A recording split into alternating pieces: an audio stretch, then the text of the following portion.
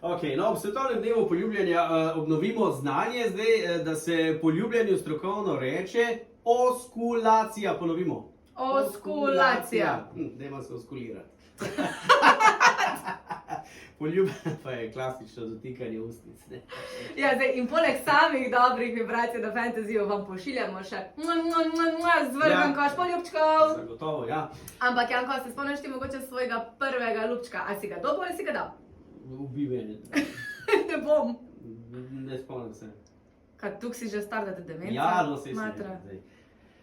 Kje pa se je tvoj zgodil prvi? Z No, vidiš. avtobusno postajo, ko smo šli iz šole. Aha. To je bila osnovna šola še, pa mislim, da sem... A si ga ti dala, ali si ga dobila? Ko si mene prej spraševala. Mislim, da je bilo kar oboje stransko... Ta kemija. Ja, da dejma zdaj tule za avtobusno, ko naj v Dejva kavno midva še vrne. malke vprašati, ne, najbolj nenavadno mesto, kjer si se poljubljala. Ja, na meji, v avtu. Pravzaprav ni bilo poljubljanje, je bil samo en poljubček, ki je stal male nesreče. Torej, med najnim poljubom je najin avto poljubil avto pred nama. A si ti vozil?